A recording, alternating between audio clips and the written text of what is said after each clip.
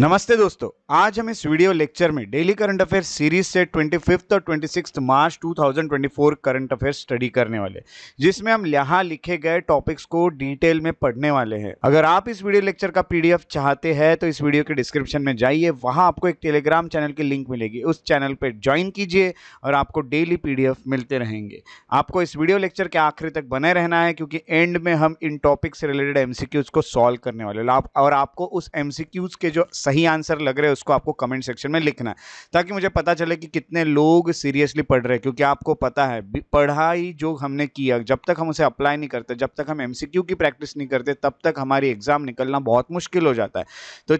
तो आप लोग अच्छे से उसे पढ़िए और उसको आंसर कीजिए। तो चलिए आज के लेक्चर की शुरुआत करें। अब हुआ क्या है, एक स्टडी आई है, वो स्टडी सजेस्ट कर रही है कि 20 मिलियन साल बाद होगा क्या। तो 20 मिलियन ईयर्स बाद ये गिब्राल्टर आर्क का क्या होगा, ये स्टडी बता रही है। और अब गिब्राल्टर आर्क क्या है, ये एक डॉर्मेंट सबडक्शन जोन है गिब्राल्टर स्ट्रेट में। स्ट्रेट क्या होता है, ये सबसे पहले हम ये पढ़ लेते हैं। स्ट्रेट ज्योग्राफी में एक पार्ट आता है, एक कंसेप्ट आता है जिसको स्ट्रेट कहते हैं। तो ये जो स्ट्रेट होता है, स्ट्रेट ये एक नैरो वाटर बॉडी होती है जो बड़े वाटर बॉडीज को कनेक्ट करते हैं। जैसे ये स्ट्रेट ऑफ गिब्राल्टर जो है, ये मेडिटेरेनियन सी और अटलांटिक ओशन को कनेक्ट कर रहा है। ये स्ट्रेट है, देखिए, एक नैरो वाटर बॉडी है। तो ऐसी जगह को स्ट्रेट कहते हैं। तो स्ट्रेट ऑफ गिब्राल्टर में गिब्राल्टर आर्क है, ये देखो इस तरह का एक आर्क है जिसको गिब्राल्टर आर्क कहा जाता है। अब हुआ क्या है कि ये स्टडी ये कह रही है कि जो गिब्राल्टर आर्क है गिब्राल्टर स्ट्रेट में, ये कुछ टाइम बाद एक्टिव हो जाएगा और ये माइग्रेट हो जाएगा अटलांटिक ओशन में। अब ये जो आर्क है, ये सबडक्शन यहाँ पे हुआ है, यानी ये जोन जो है ये नीचे गया हुआ है, ये पानी में गया है। ये कुछ टाइम में एक्टिव आ जाएगा, ऊपर हो जाएगा और ये मूव करते करते कहाँ तक पहुंच जाएगा, तो अटलांटिक ओशन तक पहुंच जाएगा। क्योंकि यहाँ पे प्लेट है, यहाँ से एक प्लेट गुजरती है और आपको पता है कि जो हमारी अर्थ है वो अलग अलग प्लेट्स में डिवाइड हुई है और इन्हीं प्लेट्स के मूवमेंट के कारण अर्थक्वेक आते हैं। तो अब ये सब तो हम ज्योग्राफी में पढ़ते हैं। तो जो गिब्राल्टर आर्क का पोटेंशियल है वो कहीं ना कहीं इंपैक्ट कर सकता है अटलांटिक ओशन को ओवर मिलियंस ऑफ ईयर। तो हम ये देखते हैं कि गिब्राल्टर आर्क, ये देखिए, ये एक प्लेट है जो यहाँ से गुजर रही है और ये है गिब्राल्टर आर्क। जहाँ पे प्लेट होती है वहाँ का एरिया एक तो नीचे चले जाएगा, देखिए एक प्लेट और दूसरी प्लेट, जब ये दो प्लेट एक दूसरे से टकरा गई तो क्या होता है कि एक प्लेट नीचे चले जाती है और एक प्लेट ऊपर आने लगती है। तो ये जो नीचे गया हुआ है ये सबडक्शन वाला एरिया है। तो ये नीचे गया हुआ पोर्शन है इस प्लेट का, तो कहाँ जा रहा है, ये एक्टिव हो जाएगा और वो प्लेट के मूवमेंट के कारण एक टाइम बाद इधर मूव हो जाएगा, इधर तक पहुंच जाएगा। ऐसा कहीं ना कहीं एक स्टडी कह रही है। तो गिब्राल्टर आर्क के बारे में पढ़ लेते हैं। गिब्राल्टर आर्क अब न्यूज में आ गया, तो ये है क्या, गिब्राल्टर आर्क को गिब्राल्टर सबडक्शन जोन भी कहते हैं, क्योंकि नीचे गया हुआ जोन है। ये एक जियोलॉजिकल फॉर्मेशन है जो कि गिब्राल्टर स्ट्रेट के नीचे हुआ है। देखिए गिब्राल्टर स्ट्रेट है, ये उसके नीचे ये गया हुआ है एक पोर्शन। तो ये कुछ टाइम बाद यहाँ पहुंच जाएगा। अब ये जो स्ट्रेट ऑफ गिब्राल्टर है, एक नैरो पैसेज है जो कहीं ना कहीं कनेक्ट करता है अटलांटिक ओशन को मेडिटेरियन सी से। और ये कहीं ना कहीं एक नेचुरल बाउंड्री, अच्छे से याद रखिएगा, अफ्रीका और यूरोप के बीच की अगर कोई नेचुरल बाउंड्री है, ये यूरोप है और ये अफ्रीका, और इनके बीच की कोई नेचुरल बाउंड्री है तो स्ट्रेट ऑफ गिब्राल्टर है। बहुत ज़्यादा इंपॉर्टेंट है स्ट्रेट ऑफ गिब्राल्टर। और आपको ये भी बता दूं कि यहाँ पे मीटिंग पॉइंट है दो टेक्टोनिक प्लेट्स की। तो यहाँ से जो दो टेक्टोनिक प्लेट्स गुजरती है वो एक है यूरेशियन प्लेट और दूसरी अफ्रीकन प्लेट। हमारी अर्थ, जैसे मैंने बताया, कि कुछ प्लेट्स में डिवाइड हुई है और वो प्लेट्स मूव करते रहती है, उसी कारण अर्थक्वेक आते हैं। तो ये प्लेट्स की बाउंड्री है, आप कभी मैप पे देख लीजिएगा किस किस तरह से प्लेट्स जाती है। ये ज्योग्राफी का पोर्शन है और कितनी मेजर प्लेट्स है वो आपको कमेंट सेक्शन में लिखना है। अफ्रीकन प्लेट जो होती है वो कहीं ना कहीं यूरेशियन प्लेट के नीचे गई हुई है इस एरिया में। और सबडक्शन तब होता है जब एक प्लेट जो होती है वो किसी दूसरे प्लेट के नीचे चले जाती है। प्लेट ये काहे की होती है, जमीन की ही एक प्लेट बनती है ना, यानी जमीन को अलग अलग पार्ट्स में डिवाइड किया जिसको हम प्लेट्स कहते हैं। और इस कारण सिस्मिक एक्टिविटीज होती है, जैसे कि वोल्केनो होता है, वोल्केनिक इरप्शन होता है, माउंटेन रेंजेस बनती है। तो आपको ये भी बता दूं कि ये जो गिब्राल्टर आर्क है ना, ये कहीं ना कहीं रिंग ऑफ फायर भी बनाता है। यहाँ पे आपने पढ़ा होगा। अब आप सोच रहे होंगे रिंग ऑफ फायर क्या है। रिंग ऑफ फायर जो है अटलांटिक ओशन में, वो ऐसी एक रिंग बनी हुई है, यानी ऐसी पूरी एक रिंग बनाई है, एक बाउंड्री लेके हमने, और वो पूरे जगह पे एक तो वोल्केनिक एक्टिविटीज है या फिर वहाँ पे वोल्केनिक एक्टिविटीज के अलावा सिस्मिक एक्टिविटीज होती रहती है। जैसे अर्थक्वेक्स बहुत होते हैं क्योंकि वहाँ से प्लेट्स गुजरती है, वोल्केनिक एक्टिविटीज होती है। तो ये सब वाली जो जगह उनको रिंग ऑफ फायर बनाए, उन सबको मार्क करके, और उसी का पार्ट ये गिब्राल्टर स्ट्रेट भी है।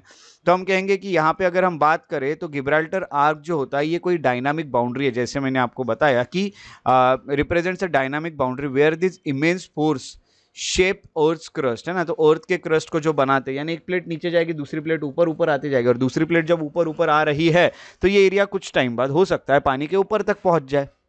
और ये मूव करते करते कहीं ना कहीं अटलांटिक ओशन तक पहुंच जाए, इस तरह से ये हो सकता है। तो अदर सबडक्शन एरिया जो है अटलांटिक ओशन में वो लेसर एंटिलेस आर्क है, कैरेबियन में जो है स्कॉटिया आर्क है जो एंटार्क्टिका में, यहाँ पे दिखा देता हूँ मैं, ये एक स्कॉटिया आर्क है और दूसरा यहाँ पे आपको एक और ये एंटिलीज आर्क देखने मिल रहा है लेसर, और यहाँ पे आपको गब्राल्टर आर्क देखने मिल रहा है। ये सब पोर्शन नीचे गए हो इसलिए इन्होंने आर्क बनाया हुआ है, इस तरह की हमें कुछ इन्फॉर्मेशन मिलती है। तो ये रहा पहला करंट अफेयर या पहली न्यूज़ गिब्राल्टर आर्क को लेके, और इसका जो सोर्स था वो था लाइव साइंस। अब अगली जो हमें न्यूज़ देखने मिल रही है वो है इनकम एंड वेल्थ इनइक्वालिटी को लेके, और इसका सिलेबस जाता है GS3 में या फिर आप कह सकते हो इकोनॉमिक्स में। अब यहाँ पे हुआ क्या है, को ऑथर है इकोनॉमिस्ट जैसे कि Nitin Kumar Bharti, Lucas Chancel, Thomas Piketty, ये और अनमोल सोमांची, ये जितने भी लोग हैं इन्होंने मिलके कुछ एक ऑथर है, ये सब एक इकोनॉमिस्ट्स है जिन्होंने पेपर लिखा है जिसका नाम है बिलियनियर राज, जिसको हेड करता है इंडियाज मॉडर्न बुर्जुआजी, ऐसा उसको कहा गया, headed by India's modern bourgeoisie. Bourgeoisie यानी कौन सी क्लास? बुर्जुआजी यानी वो क्लासेस जो ओनर होते हैं, किसी भी कंपनी के ओनर, किसी भी फैक्ट्री के ओनर क्लास, बिजनेस क्लास है, बुर्जुआजी क्लास इनको कहा जाता है। ये अब यहाँ ये कहा है is now more unequal than British Raj headed by colonialist forces. तो यहाँ ये कहा गया कि जब ब्रिटिश हम पे रूल करते थे उस टाइम पे इंडिया में जितनी इनकम और वेल्थ को लेके इनइक्वालिटी नहीं थी, उससे ज़्यादा अनइक्वालिटी अब हमें देखने मिल रही है आज के ज़माने में। तो ये रिपोर्ट एक आई है, रिपोर्ट के की फाइंडिंग्स आपको बता देता हूँ। इनइक्वालिटी जो है, इक्वालिटी यानी कैसा रहता है कि भाई देखो कि सब लोग एक जैसा, लगभग एक जैसा अर्न कर रहे हैं, मैं ये नहीं कहूँगा एकदम एक जैसा 100%, बट बहुत ज़्यादा डिफरेंस नहीं रहेगा। ऐसा नहीं रहेगा कि एक व्यक्ति जो है वो 1 घंटे के 1 करोड़ कमा रहा, दूसरा व्यक्ति 1 घंटे के 1 रुपये या 10 रुपये तक नहीं कमा पा रहा, इतनी ये बहुत ज़्यादा इनइक्वालिटी होती है। ये इतनी इनइक्वालिटी नहीं होना चाहिए देश में किसी भी। तो यहाँ पे की फाइंडिंग्स इस रिपोर्ट की अगर देखा गया तो इन्होंने ये कहा है कि इनइक्वालिटी जो होती है वो कम हुई थी पोस्ट इंडिपेंडेंस में, यानी हमें आज़ादी मिलने के बाद ये इनइक्वालिटी कम देखने मिली थी 1980s तक। 80s के बाद ये फिर से ऊपर बढ़ने लगी और 2000s में तो ये बहुत ही भयंकर ऊपर तक पहुंच गया। बहुत ज़्यादा इनइक्वालिटी, गरीब बहुत गरीब होते जाता है और रिच बहुत रिच हो जाते हैं। 2014-15 के बीच में और 2022-23 के बीच में बहुत भयंकर इनइक्वालिटी बढ़ते हुए हमें देखने मिली है। और मैं आपको ये बता दूं कि 2022-23 तक तो 1% इनकम और वेल्थ शेयर ये 22.6% और 40% रहेंगे रेस्पेक्टिवली। कैसे, मैं ये भी बता देता हूँ। फॉर एग्जाम्पल अब एक एग्जाम्पल ले रहा हूँ, हाँ, सिर्फ ऐसा मत समझिएगा हमारा देश सिर्फ इतना कम अर्न करता है। अगर हमारे देश की लेके चलते हैं कि 100 रुपये नेशनल इनकम है, हमारे देश में 100 रुपये साल में हम कमा रहे हैं सब लोग मिलके देश के, यहाँ इतना कम तो नहीं कमा रहे, मुझे पता है एक व्यक्ति भी इससे कई ज्यादा कमा रहा है, बट एक एग्जाम्पल के तौर पे समझने के लिए। तो 2022-23 तक ये देखा गया कि जितनी भी इनकम कमाई जा रही, ये क्या है, इनकम है। इस इनकम में शेयर देखिए 22.6%, यानी 22.6 रुपए। तो कितने लोग हैं देश के जो इतना ही कमा रहे हैं? वो सिर्फ 1% है। सोचिए 1% कितने रिच है जो इतना, 100 में से इतने तो वही कमा रहे हैं, और बचे हुए जो 99% लोग हैं वो बचा हुआ कमा रहे हैं। यानी आप कहोगे फिर भी लगभग 87.4 कुछ परसेंट बचा होगा रुपीज़, इतना ये लोग कमा रहे हैं, और ये लोग देखिए 1% ही कितना ज़्यादा कमा ले रहे हैं।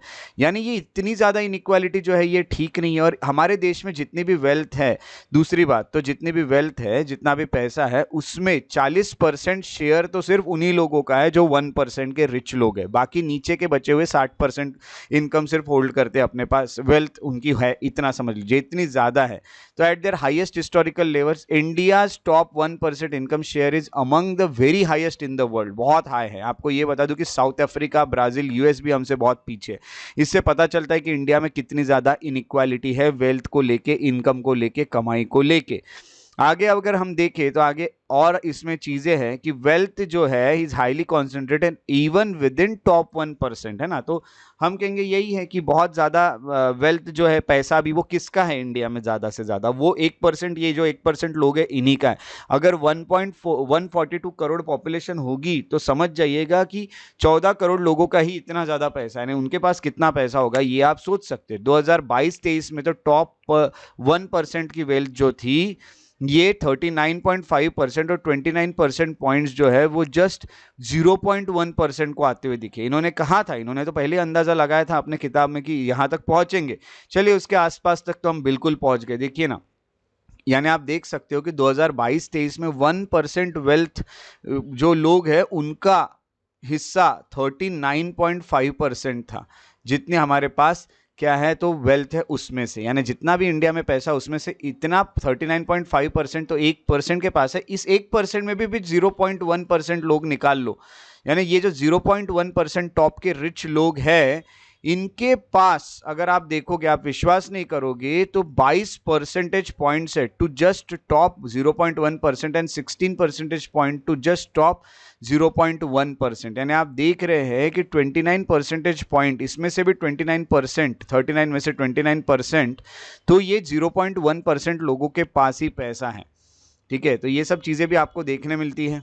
एक और चीज़ आपको ये बता दूं कि यहाँ पे काफ़ी बड़ा राइज देखने मिला है। टॉप 10% का जो शेयर है 1991 ऑनवर्ड्स, वो कहीं ना कहीं बहुत ऊपर जाते हुए आपको दिखा है, शार्प राइज हुआ था ये 10%, यानी टॉप के जो 10% रिच लोग हैं उनका शेयर बहुत ऊपर जाते हुए दिखा, बॉटम 50% से बहुत ज़्यादा और मिडल 10% के शेयर के कंपेरिजन में बहुत ज़्यादा। यानी हम कहेंगे कि बॉटम 50% भी बहुत गरीब होते गए, बीच के 40% भी बहुत गरीब होते गए, 50-40% यानी 90% तो बहुत गरीब हो गए, जो भी रिच हुए वो सिर्फ 10% लोग ही हुए। तो हम कहेंगे 11% ये हुआ ड्यूरिंग 1961 टू 81, बॉटम 50% शेयर जो है वो गिरा, और 8.8% जो है 1991 में, एंड फर्दर टू 6.9% बाय 2002। तो आप देख रहे हैं कि बढ़ते जा रहा है। तो ये जो है देखो, बॉटम 50% का 11% से गिरते हुए आपको 11% था, इतना आपको देखने मिल रहा है, और इनका जो शेयर है बॉटम 50% का, ये गिरा 8.8%। यानी अब इनका 11% इनकम ये होल्ड करते थे वेल्थ हमारे देश की, तो ये 8.8% ही होल्ड कर रहे हैं 1990 में, पता चल रहा है 6.9% ही 2002 में होल्ड कर रहे हैं। यानी देखो कम पे कम होते जा रहा है, which after which they have hovered 6 to 7% over next two decades with no signs of recovery. ऐसा कहा जा रहा है कि ये लोग और गरीब होते जाएंगे, कोई रिकवरी की साइन यहाँ पे नहीं है। 1961 में बॉटम 50% लोग जो है, नीचे के जो 50% लोग हैं और टॉप 1% के जो लोग हैं, इन्हीं का शेयर आइडेंटिकल है। 2022-23 में देखा गया तो टॉप 1% का शेयर 5 गुना 5 टाइम्स ज्यादा है बाकी लोगों से। सोचिए कितना ज्यादा शेयर कर रहे हैं पूरे इनकम में। ये तो ये पेपर यही बोल रहा है कि भाई थोड़ा सा इक्वालिटी की तरफ ध्यान देना पड़ेगा, इनकम इक्वालिटी की तरफ ध्यान देना पड़ेगा। People finds suggestive evidence that Indian income tax system might be regressive when viewed from lens of net wealth, है ना। तो कहीं ना कहीं अगर देखा गया तो टैक्स कोड को हमें काफ़ी रिस्ट्रक्चर करना पड़ेगा, हमको इनकम और वेल्थ को लेके, दोनों चीज़ों को लेके अच्छा खासा टैक्स लगाना पड़ेगा, और तभी हम पब्लिक इन्वेस्टमेंट कर सकते हैं, जैसे हेल्थ में, एजुकेशन में, न्यूट्रिशन में, और इसी से हम आगे बढ़ सकते हैं। तो not just elites to meaningfully benefits from ongoing waves of globalisation, है ना। तो ग्लोबलाइजेशन चल रहा, पूरा वर्ल्ड कनेक्टेड, और इंडिया की ये चीज़ें अगर पिछड़ी रही तो ठीक नहीं लगेगा। तो जो जिनके पास ज़्यादा इनकम है उनसे तो टैक्स ज़्यादा लेके कुछ ना कुछ देश का डेवलपमेंट करना ही पड़ेगा। एक सुपर टैक्स आया था 2% का, जो नेट वेल्थ पे लगाया जाता है, 167 वेल्दिएस्ट फैमिलीज में लगाया गया था 2022 से 23 के बीच में, और ये 0.5% बनाता है नेशनल इनकम के, जो भी हम रेवेन्यू कलेक्ट कर रहे हैं, टैक्सेस से कलेक्ट कर रहे हैं उसका। तो हम कहेंगे कि वैल्यूएबल फिस्कल स्पेस है जिससे हम इन्वेस्टमेंट कर सकते हैं। जितना भी हम कमा रहे हैं उसमें से 0.5% हम सुपर टैक्स लगाते हैं। जो ज़्यादा रिच लोग हैं उन पे और ज़्यादा टैक्स लगाया जाता है। तो हम यही कहेंगे क्वालिटी ऑफ इकोनॉमिक डेटा जो है इन इंडिया, ये बहुत अच्छा नहीं है। ये हम देख रहे हैं इकोनॉमिक डेटा बहुत हमको ठीक नहीं दिख रहा, और कहीं ना कहीं डिक्लाइन होते हुए दिखा है रिसेंटली। तो यही है कि भाई देखो कि अभी हमें it is therefore likely that this new estimate represents a lower bound of actual inequality levels, है ना। तो हमें कहीं ना कहीं ये इनइक्वालिटी लेवल जो है उसे कम करना पड़ेगा, और ये देखना होगा कि भाई देखो कि देश में बहुत ज़रूरत है कि इनकम में इक्वालिटी आए। सबसे पहले तो गरीब गरीब नहीं होना चाहिए और रिच बहुत ज़्यादा रिच नहीं होना चाहिए। ऐसा अगर होता रहा तो बहुत प्रॉब्लम्स हमें जा सकते हैं। तो इस तरह से ये इनकम एंड वेल्थ इनइक्वालिटी जो है ये न्यूज़ में रहा है, और ये जो इनके को ऑथर्स है इकोनॉमिस्ट, 4 इकोनॉमिस्ट जो हमने देखे, उन्होंने ये कुछ नंबर्स हमारे सामने लाने की कोशिश की, और ये जो न्यूज़ आई थी इसका सोर्स था इंडियन एक्सप्रेस। उसके बाद अगले करंट अफेयर की ओर बढ़ते हैं और वो है ग्लोबल वेस्ट मॉनिटर 2024 रिपोर्ट को लेके। एक और रिपोर्ट आई है ग्लोबल ई वेस्ट मॉनिटर की, और ई वेस्ट आ गया है, इलेक्ट्रॉनिक वेस्ट आ गया, तो ये एनवायरमेंट में जाएंगे। यानी fourth global e waste monitor 2024 जो रिपोर्ट है फोर्थ ईयर रिलीज की गई। और बैकग्राउंड ये है कि रिपोर्ट में काफ़ी सारे इंसाइट्स है ग्लोबल इलेक्ट्रॉनिक वेस्ट क्राइसिस को लेकर। यानी जो इलेक्ट्रॉनिक के वेस्ट है, जैसे अपने कंप्यूटर है, टीवी, ये वो जो भी हो गए छोटे मोटे इलेक्ट्रॉनिक के सामान क्यों ना हो, तो ये सबका बहुत ज़्यादा वेस्ट बढ़ते जा रहा है। ई वेस्ट की अगर बात करें तो ये शॉर्ट फॉर्म है इलेक्ट्रॉनिक वेस्ट का। It refers to old and end of life और डिस्कार्डेड इलेक्ट्रॉनिक अप्लायंसेस, है ना, वही जो पुराने हैं जिनकी ज़िंदगी खत्म हो चुकी है, जो कि खत्म एक्सपायर हो चुके हैं, डिस्कार्डेड किसी काम के नहीं है ऐसे अप्लायंसेस। तो यहाँ काफ़ी वाइड रेंज होती है इलेक्ट्रिकल और इलेक्ट्रॉनिक डिवाइसेस के, उनके कंपोनेंट्स देख लो, उनके अंदर जो लगे कंज्यूमेबल्स हो गए, उसके कुछ पार्ट्स हो गए, स्पेयर्स हो गए। ई वेस्ट ये काफ़ी बड़ा खतरा है एनवायरमेंट को, और हेल्थ भी रिस्क ये बहुत ज़्यादा है। अगर इसको ठीक से ट्रीट ना करते हुए, इसको डिस्पोज ना करते हुए, रिसाइकल ना करते हुए अगर एनवायरमेंट में फेंक दिया जाए तो बहुत बड़ा प्रॉब्लम हो सकता है। 2024 की ग्लोबल ई वेस्ट मॉनिटर जो है ये बनाया गया है United Nation International Telecommunication union के चलते। ये देखिए ऐसे न्यूज़ में आपको क्वेश्चन में आते हैं ये डायरेक्ट कि कौन बनाता है रिपोर्ट, तो United Nation International Telecommunication Union बनाता है और union institute of training and research UNITAR बनाता है। ये अच्छे से याद रखेगा इस रिपोर्ट को। उसी के अलावा आपको ये बता दूं कि की हाईलाइट्स देखिए इस रिपोर्ट के, तो सबसे पहले ये जो मॉनिटर इसमें ये कहा गया है ई वेस्ट जनरेशन ट्रेंड क्या चल रहे हैं। ऐसा देखा गया है 2010 से 2022 के बीच में जो ई वेस्ट जनरेट हुआ है वो 34 बिलियन किलोग्राम्स था, वहां से ये 62 किलोग्राम्स तक बिलियन किलोग्राम्स तक पहुंच गया, बहुत ज़्यादा बड़ा है। ये जो ऊपर जाने के ट्रेंड है ये और ऊपर जाते जाएंगे, और ऐसा एक्सपेक्ट किया जा रहा है कि 82 बिलियन किलोग्राम 2030 तक ये हो जाएगा। अनफॉर्चुनेटली 13.8 बिलियन जो है किलोग्राम वेस्ट जो है वो कलेक्ट किया गया और उसको रिसाइकल किया गया है एनवायरमेंटली साउंड मैनर में, बाकी पूरा ऐसा ही पड़ा हुआ है।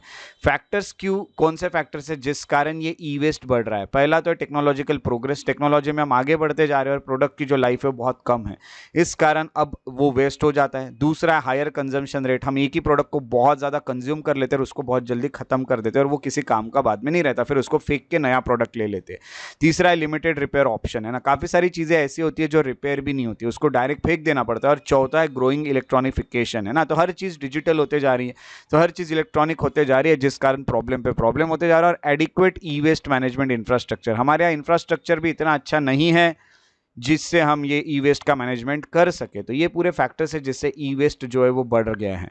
उसी के अलावा इनफॉर्मल रिसाइकलिंग सेक्टर भी हमारे पास काफ़ी सारे हैं, यानी हमारे पास ऐसा कोई फॉर्मल सेक्टर नहीं है जो रिसाइकल करने का काम कर रहा है। हम यही कहेंगे कि अपर मिडल इनकम कंट्रीज जो होती है और लोअर मिडल कंट्रीज जो होती है, ये कहीं ना कहीं ये इनके लिए बहुत बराबर है, इनके पास ऐसा कोई भी सेक्टर नहीं है जो इन रिसाइकलिंग के कामों को देख रहा है। और ऐसी अगर आपके पास मैनेजमेंट इंफ्रास्ट्रक्चर नहीं रहा तो ये ई वेस्ट तो आपके एनवायरनमेंट को खराब करते ही जाएगा। अगला है रीजनल डिस्पैरिटी। यूरोप की अगर बात करें तो ऐसा कहा जाता है कि कलेक्शन एंड रिसाइकलिंग जो होती है ई वेस्ट की वो वहाँ पे 42.8% की जा रही है। इन कॉन्ट्रास्ट अफ्रीका में देखा गया तो अफ्रीका में 1% भी रिसाइकलिंग नहीं होती है, ये बहुत ज़्यादा प्रॉब्लम है, with recycling rate of less than 1%। अगला एशिया की बात करें जिसमें इंडिया आता है, ये काफ़ी बहुत बड़ा एक जनरेट करते हैं ग्लोबल ई वेस्ट का, बट यहाँ भी बहुत अच्छा ई वेस्ट मैनेजमेंट नहीं हो पा रहा है। और जो एशिया की कंट्रीज़ है वो जनरेट करती है almost half of world's e waste, 30 billion kilogram ये करती है, जो कि बहुत ज़्यादा है रिलेटिवली। बहुत सारे तो ने तो अपने यहाँ पे ऐसे कुछ एक्ट और लॉ भी बना के रखे हैं कि भाई देखो हमारे यहाँ इतना टारगेट रहेगा, हम इतना कलेक्ट करेंगे, इतना रिसाइकल करेंगे, बट देखिए हर चीज़ नहीं हो रही है। पॉलिसी एडॉप्शन भी काफ़ी जगह 81 कंट्रीज़ ने अडॉप्ट की ई वेस्ट पॉलिसी, उन्होंने लॉ बनाए, रूल्स रेगुलेशंस बनाए हुए हैं। 67 कंट्रीज जो होते हैं उन्होंने लीगल प्रोविजंस दिए हैं कि भाई देखो कि हमारे यहाँ लॉ ये कहते हैं, एक्सटेंडेड प्रोड्यूसर रिस्पॉन्सिबिलिटी दे के रखिए कि भाई देखो प्रोड्यूसर की रिस्पॉन्सिबिलिटी होगी कि उसको अपने जो प्रोडक्ट है उससे आने वाले वेस्ट का ख्याल रखना पड़ेगा। अनदर 46% जो होते हैं है provision on e waste collection rate targets, है ना, तो वहाँ वही है 46 जो कंट्रीज़ है उनके यहाँ पे टारगेट्स भी सेट किए गए। फाइनली 36 कंट्रीज जो होती है उन्होंने प्रोविजंस बनाए on e waste recycling rate targets पे कि इतना ही हम रिसाइकल इतना यहाँ कम से कम इतना तो भी हम रिसाइकल करेंगे। तो इस तरह से ये बहुत बड़ा इशू है जो कि है ई वेस्ट को लेके। तो global e waste monitor report जो आई है उसका जो सोर्स था करंट अफेयर का वो था बिजनेस स्टैंडर्ड। अगला जो हमें करंट अफेयर देखने मिल रहा है, अगली जो न्यूज़ देखने मिल रही है वो है ऑपरेशन इंद्रावती को लेके, और इसका सिलेबस जाता है करंट इवेंट्स में। इंडिया ने रिसेंटली लॉन्च किया है ऑपरेशन इंद्रावती। इंडिया का जो ऑपरेशन इंद्रावती जो है ये कहीं ना कहीं एक एफर्ट डाल रहा है जिससे इंश्योर किया जाएगा safety and well being of its citizen in the midst of crisis of Haiti. Haiti, ये जो आप देख रहे हो, ये हैती करके जो जगह है, यहाँ पे जो क्राइसिस चल रहे हैं इसके बावजूद भी इंडिया के जो सिटीजन्स होंगे उनको सेफली वहाँ पे रखा जाएगा या फिर यहाँ पे लाया जाएगा। तो ऑपरेशन इंद्रावती जो है ये क्या है देख लेते हैं। ऑपरेशन इंद्रावती जो है ये इनिशिएटिव जो इंडिया ने लॉन्च किया है कि वो अपने सिटीजन्स को वहाँ से निकाल सके, हैती से, क्योंकि हैती में बहुत बड़ा प्रॉब्लम चल रहा है। ऑपरेशन जो उसका नाम इंद्रावती रिवर पे दिया गया है जो कि इंडिया में बहती है, और एम यही है कि इंडियन लोगों को ट्रांसफ़र किया जाए उनके नेबरिंग डोमिनिकन रिपब्लिक में, है ना। जो भी वायलेंस और केओस चल रहा है हैती में बहुत ज़्यादा हम कहेंगे कि गड़बड़ चल रही है और इंडियन लोग फंसे, इनको यहाँ से निकाल के आजू बाजू कहीं शिफ्ट किया जाएगा या इंडिया में वापस लाया जाएगा। हैती की अगर बात करें तो एक कैरिबियन कंट्री है जो कि शेयर करती है islands of Hispaniola with Dominican Republic, है ना। तो डोमिनिकन रिपब्लिक के साथ वो कहीं ना कहीं एक आइलैंड को शेयर करते हैं, डोमिनिकन रिपब्लिक। तो हम यही कहेंगे कि ये जो ऑपरेशन है ना, ट्रांसफ़र किया जाएगा जहाँ पे डोमिनिकन रिपब्लिक को, क्योंकि वायलेंस हैती में चल रहा है। ये देखिए, ये डोमिनिकन रिपब्लिक है, यहाँ पे इंडियंस को शिफ्ट किया जाएगा। तो ये हम करना चाह रहे हैं इंद्रावती से। तो यहाँ हम कहेंगे कि बहुत ज़्यादा वायलेंस चल रहा है हैती नाम के जगह पे, गैंग वायलेंस चल रहा है, पॉलिटिकल इंस्टेबिलिटी है, जो क्राइसिस है हैती में, इसकी अगर बात किया जाए तो यहाँ पे ये हुआ क्यों है, क्योंकि असैसिनेशन हुआ था प्रेसिडेंट जोवेनल मोइस का, और ये हुआ था जुलाई 2021 में। तब से ये बहुत वायलेंस वहाँ चल रहा है। पावर वैक्यूम जो है ये बन चुका है, कौन अगला प्राइम मिनिस्टर बनेगा, कौन प्रेसिडेंट बनेगा, कुछ भी पता नहीं चल रहा है। तो हम कहेंगे प्राइम मिनिस्टर जो होते हैं एरियल हेनरी करके, एरियल हेनरी, तो ऐसा कहा जा रहा है कि पावर वैक्यूम के कारण जो पावर मिली है वो प्राइम मिनिस्टर एरियल हेनरी को मिली है, जिनको सपोर्ट किया है आजू बाजू के काफ़ी सारे देशों ने, और उनको वहाँ का प्राइम मिनिस्टर बनाया है। हाउएवर ऐसे अटेम्प्ट्स भी हुए हैं जिसमें हम देख सकते हैं कि इनको चेंज किया जाए, ये भी कोशिशें चल रही है। आर्म ग्रुप जो होते हैं ये भी कहीं ना कहीं अटैक कर रहे हैं, तो ये कहीं ना कहीं फोर्स कर रहे हैं हेनरी को कि आप रिजाइन कर दो, और उस कारण वहाँ बहुत बड़े क्राइसिस चल रहे हैं। और ये हैती के लिए इंडिया चला रहा है ऑपरेशन इंद्रावती, और इसका सोर्स था द हिंदू। अगले न्यूज़ की तरफ बढ़ते हैं, और अगली न्यूज़ है मम्स को लेके। मम्स करके एक वायरल इन्फेक्शन बहुत न्यूज़ में रहा, और इसका पोर्शन सिलेबस जो जाता है वो करंट इवेंट्स में जाता है या साइंस में भी, यहाँ से आपको क्वेश्चन आ सकता है। अब ये मम्स पे है। मम्स एक एक्यूट वायरल इन्फेक्शन होता है जो अफेक्ट कर रहा है बच्चों को, और ये वाइल्ड फायर की तरह फैल रहा है केरला में कुछ महीनों से। तो सिर्फ केरला ही नहीं, तो इसकी केसेस काफ़ी सारे स्टेट्स में भी देखने मिले, जैसे महाराष्ट्र, तेलंगाना, आंध्र प्रदेश में भी देखने मिली है। केसेस जो है वो कहीं ना कहीं अराउंड नवंबर 2023 से बहुत बढ़ती गई। मालापुरम करके जो है, या फिर कोझिकोडे करके जो है, ये जो डिस्ट्रिक्ट है केरला में, यहाँ बहुत ज़्यादा बड़ा है, और हम कहेंगे कि बहुत स्प्रेड हुआ है पलक्कड़ और त्रिशूर में भी ये, और इस कारण ये मेजर कम्युनिटी आउटब्रेक करके इसको डिक्लेयर कर दिया है, जो कि बहुत बड़ी बीमारी है, जो कि बहुत प्रॉब्लम्स क्रिएट कर सकती है। मम्स अब होता क्या है, आप लोगों ने देखा होगा, काफ़ी लोगों से सुना होगा कि मम्स हो रहा है। मम्स एक self limiting air born viral disease है जो कि हवा से फैलता है, और प्रेजेंट होता है as a fever and headache in mostly children and adolescents. तो इनके बीच में ये आपको देखने मिलता है। ये जो मम्स है ये कहीं ना कहीं वायरस है, ये वायरल फीवर भी आता है, आपको हेडेक भी होता है बच्चों को इसमें, और बहुत पेनफुल स्वेलिंग होती है सलाइवरी ग्लैंड्स में, यानी जो गाल के साइड होता है ना, वहाँ पे बोथ साइड में फेस के, यानी गाल के दोनों साइड में आपको, ये फेस के पीछे के यानी साइड में आपको बहुत पेन होता है बच्चों को, ये देखने मिलता है। इसकी कोई स्पेसिफिक ट्रीटमेंट नहीं है, पेशेंट रिकवर कर लेते हैं, उनको रेस्ट की ज़रूरत है। उसके अलावा सिम्टोमेटिक मैनेजमेंट्स 2 हफ्ते तक अगर अच्छे से मैनेज किया गया हर चीज़ को, तो बहुत अच्छे से कहीं ना कहीं पेशेंट ये रिकवर हो सकता है। आपको ये भी बता दूं, जितने भी बच्चों को ये बीमारी हो रही है उसमें से आधे के आसपास के बच्चे जो है उन्हीं में आपको कुछ सिम्टम्स देखने मिल रहे हैं, तो उन्हीं में क्लासिकल डिजीज डेवलप हो रहा है, और बचे हुए 30% जो है असिम्टोमेटिक है, उनमें आपको कोई भी सिम्टम्स नहीं देखने मिल रहे हैं। यानी हम यही कहेंगे कि अलग अलग तरह से हर बच्चे को ये इफेक्ट कर रहा है। तो फ्रॉम द व्यू पॉइंट अगर हम एक तरह से सोचें तो पब्लिक हेल्थ जो है, जैसे मिसल्स हो गया which can cause significant morbidity and mortality, है ना, इसमें काफ़ी चांस होते हैं कि कोई जिंदा ना बच सके, बट ऐसी चीज़ें अगर देखा गया तो ये कहीं ना कहीं प्रायोरिटी पे मम्स के काफ़ी ऊपर है। मम्स से बहुत ज़्यादा सीरियस तो नहीं देखा जाता है despite being a vaccine preventable disease, है ना। तो ये ऐसा एक डिजीज़ है जिससे वैक्सीन देके बच्चों को इससे रोका जा सकता है, बट मम्स कभी भी पार्ट नहीं रहा है यूनिवर्सल इम्यूनाइजेशन प्रोग्राम का, यानी जो सभी बच्चों को दिया जाएगा इस तरह का, जैसे कि पोलियो दिया जाता है। बिकॉज ये जो डिजीज़ है इसकी मॉर्टेलिटी नहीं है प्रोफाइल, यानी यहाँ से डेथ होने के चांसेस काफ़ी कम होते हैं और लो पब्लिक हेल्थ सिग्निफिकेंस इसका आता है और ठीक हो जाता है। हेल्थ ऑफिशियल्स यही कहते हैं कि पब्लिक अवेयरनेस बढ़ाना चाहिए इस डिजीज़ को लेके। आइसोलेशन वाला चीज़ बहुत ज़्यादा ज़रूरी है, सबसे इंपॉर्टेंट टूल आइसोलेशन है, क्योंकि ट्रांसमिशन इसका हवा से होता है। तो कहीं ना कहीं तो आइसोलेशन में रखना चाहिए, यानी अकेले में रखना चाहिए, ज़्यादातर उनको आराम करने देना चाहिए। ट्रांसमिशन जो होगा ये सिम्टम्स जैसे देखने मिले उसके पहले से ही होना शुरू हो जाता है।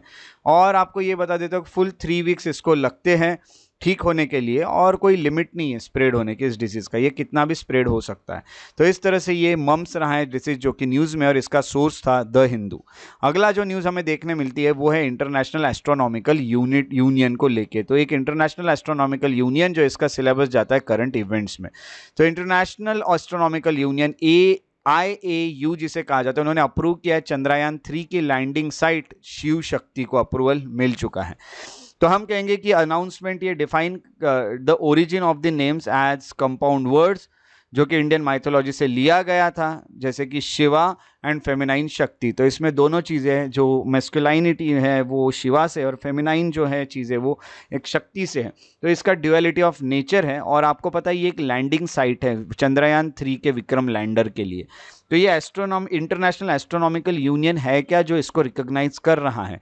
तो सबसे पहले आपको ये बता दूं कि जो इंटरनेशनल एस्ट्रोनॉमिकल यूनियन है ये एक सिग्निफिकेंट बॉडी है जो गवर्न करती है इंटरनेशनल प्रोफेशनल एस्ट्रोनॉमिकल एक्टिविटीज़ को वर्ल्ड वाइड में। जो भी आप स्पेस में चीज़ें भेज रहे हैं, एस्ट्रोनॉमिकल जो भी चीज़ें कर रहे हैं, उसको गवर्न करती है। इसको एस्टैब्लिश किया गया था 1919 में अगर देखा गया तो, ताकि कहीं ना कहीं साइंस में सभी लोग ऊपर बढ़ सके। इसका हेडक्वार्टर जो है वो पेरिस में, जो कि फ्रांस में है। इसका मिशन यही है कि प्रमोट करना और सेफगार्ड करना साइंस ऑफ एस्ट्रोनॉमी को लेके, जैसे कि रिसर्च को लेके, कम्युनिकेशन को लेके, एजुकेशन, डेवलपमेंट, इंटरनेशनल कोऑपरेशन के चलते सबने मिलजुल के हर चीज़ को करना है, डेवलपमेंट करना है, रिसर्च करने हैं, प्रमोट करना है, सेफगार्ड करना है। और ये जो यूनियन है ये, इसमें काफ़ी अलग अलग डिविजन्स है, कमीशंस है, वर्किंग ग्रुप्स है, जो कि अलग अलग एरियाज़ में काम कर रहे हैं। जैसे कुछ एस्ट्रोनॉमिकल रिसर्च के लिए काम करे, कुछ टीचिंग के लिए काम करे, कुछ बाकी एंडेवर्स को पूरा करने के लिए काम करे। तो ये इकलौती एक ऐसी ऑर्गेनाइजेशन है जिसमें जो रिकॉग्नाइज प्रोफेशनली, है ना, तो उसको रिकॉग्नाइज किया गया professionally for naming of astronomical bodies. तो कहीं ना कहीं एस्ट्रोनॉमिकल बॉडीज को नाम देने के लिए कहीं ना कहीं ये काम करते रहती है। और IAU जो है इट होल्ड्स जनरल असेंबली, इनकी मीटिंग भी होती है हर 3 साल में एक बार, अलग अलग पार्ट में होती है वर्ल्ड के। और यहाँ पे प्रोफेशनल एस्ट्रोनॉमर्स जो होते हैं वो मिलते हैं, डिस्कस करते हैं, रिसर्च करते हैं, नए कोऑपरेटिव वेंचर्स निकालते हैं। Similar matter of professional interest जो है, यानी हम, मुझे कुछ करने में इंटरेस्ट है वैसे ही दूसरे कुछ देश को करने में इंटरेस्ट है, तो हम दोनों मिलके भी काफ़ी सारी चीज़ें कर सकते हैं। तो IAU जो होता है ये promote research, education and public outreach के लिए काम कर रहा है। कहीं ना कहीं एस्ट्रोनॉमी लोगों के लिए बनाई जाए और लोगों को उसका फ़ायदा कराया जाए, इसीलिए ये काम कर रहा है, ऐसा भी कहा जाता है। तो ये इंटरनेशनल एस्ट्रोनॉमिकल यूनियन जो है ये न्यूज़ में, और इसका सोर्स था business today.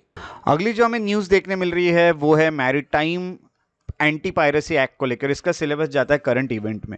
According to navy chief admiral जो है R हरि कुमार, उन्होंने ये कहा है कि जो मैरीटाइम एंटी पायरेसी एक्ट है उसका बहुत बड़ा रोल रहा है, जिसमें इंडियन नेवी का इफेक्टिवनेस बढ़ाया है।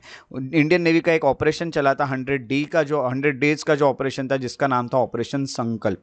ये ऑपरेशन संकल्प जो है ये गल्फ ऑफ एडन में से तो नॉर्थ अरेबियन सी तक चलाया गया था, ईस्ट कोस्ट ऑफ सोमालिया में चलाया गया था।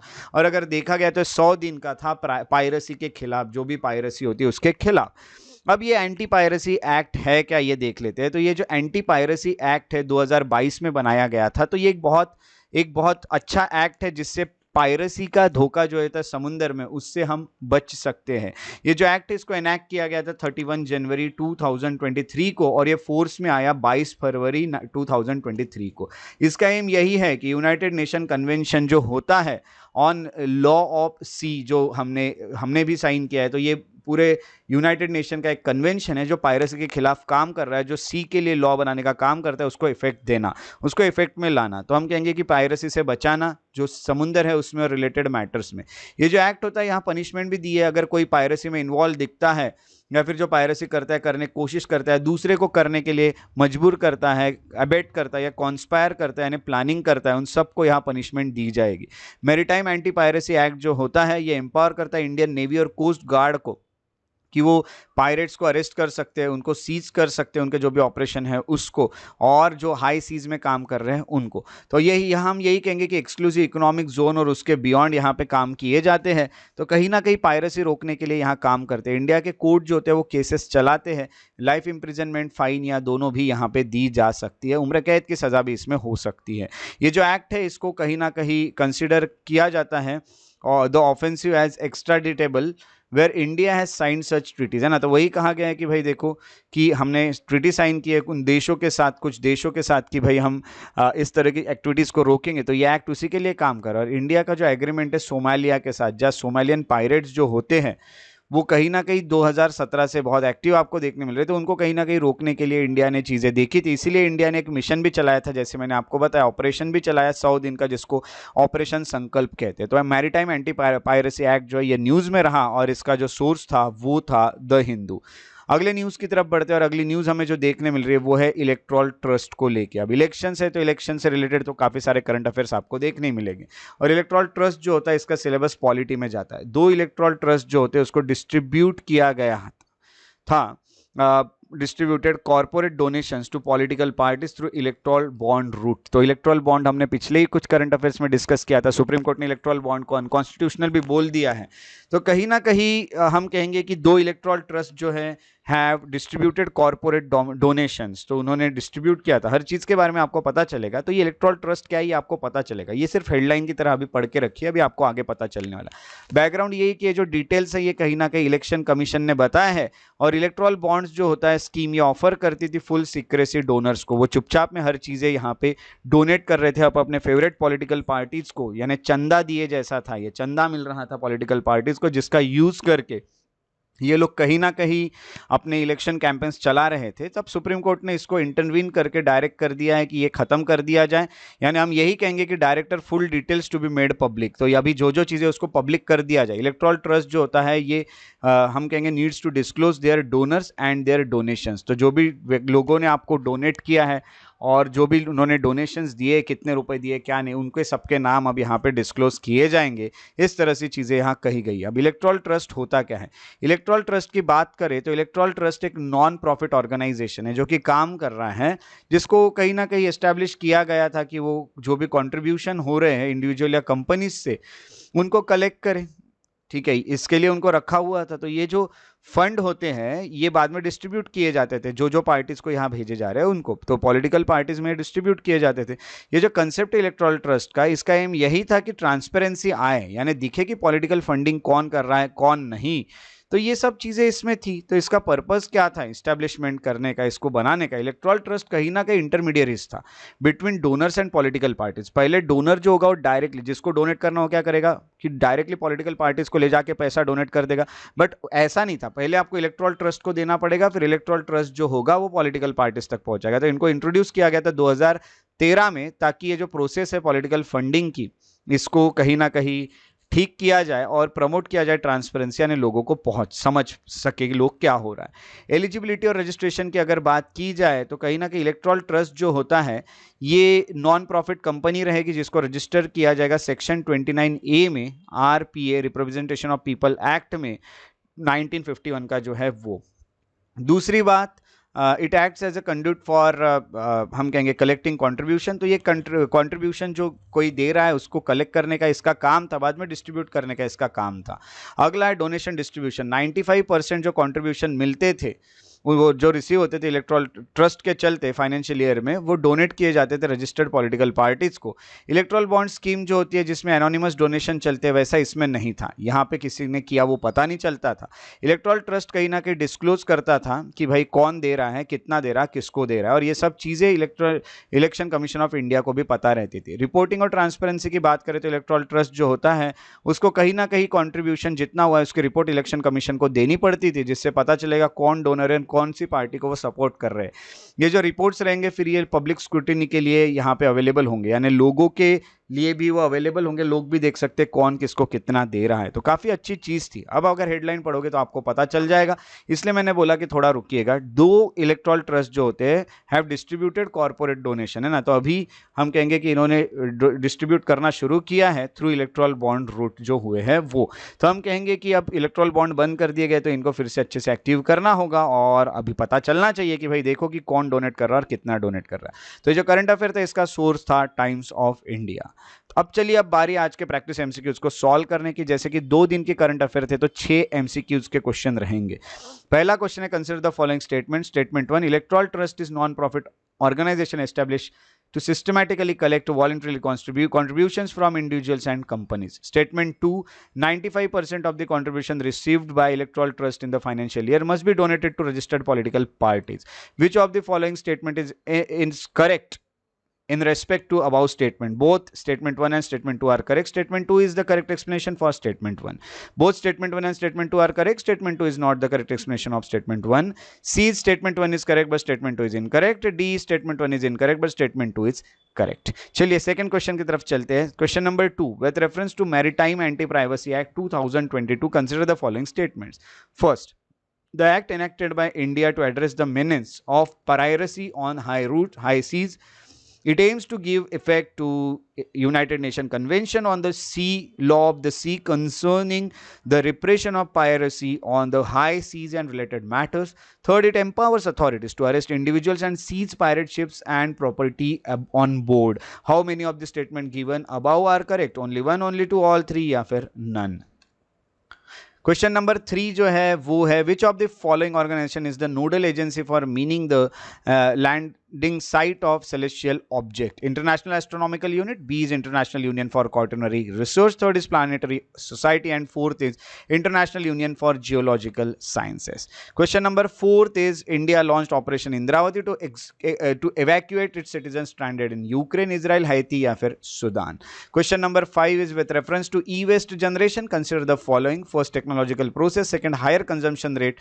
Third, limited repair option. Fourth, growing electronification. And fifth, inadequate e-waste management infrastructure. How many of the above factors contribute to the increase on e-waste? Only one, only two, only three, only two, only three, only four, या फिर all 5.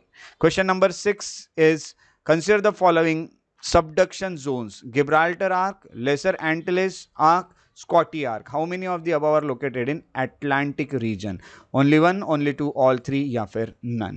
आपके जो भी answer आपको correct लग रहे हैं उसे कमेंट सेक्शन में लिखना है ताकि मुझे पता चल सके कि कितने लोग सीरियसली पढ़ रहे हैं। तो जो मैंने 22 मार्च 2024 को जो करंट अफेयर्स के क्वेश्चन पूछे थे उसके सही आंसर है क्वेश्चन नंबर 1 का बी, क्वेश्चन नंबर 2 का सी और क्वेश्चन नंबर 3 का सी। आई होप आपके आंसर्स करेक्ट निकले हो। अगर आपको मेरे वीडियोस पसंद आते हैं तो उन्हें लाइक जरूर करें, शेयर करें और मेरे यूट्यूब चैनल को सब्सक्राइब करके बेल आइकॉन को प्रेस करना ना भूलें ताकि आने वाले वीडियोस के नोटिफिकेशन आपको रेगुलरली मिलते रहे। अगर आप और अपडेट्स चाहते हैं तो आप फेसबुक पेजेस जो है मेरे उनको भी फॉलो और लाइक कर सकते हैं, श्रेयस बढ़िया इंटरप्रिटेशन। अगर आप मुझसे कोई भी क्वेश्चन पूछना चाहते हैं, कोई भी डाउट पूछना चाहते हैं तो आप मुझे डायरेक्ट मैसेज के थ्रू इंस्टाग्राम पे भी पूछ सकते हैं। मुझे फॉलो कीजिए श्रेयस बढ़िया द पीस लवर पर, आपको आपके सवालों के जवाब भी मिलते रहेंगे। उसी के साथ साथ अगर आप मुझे मेल करना चाहे तो shreyasbadi@gmail.com पे आप मुझे मेल भी कर सकते हैं। और अगर आप और भी इंफॉर्मेटिव वीडियो चाहते हैं तो आप मेरे एकेडमी श्रेयस IAS एकेडमी के जो अकाउंट है इंस्टाग्राम पे और फेसबुक पे वहां भी उसे फॉलो करके मुझे सपोर्ट दिखा सकते हैं। मेरे साथ इस वीडियो में बने रहने के लिए बहुत बहुत शुक्रिया। Thank you so much for being here. Take care and have a very good day.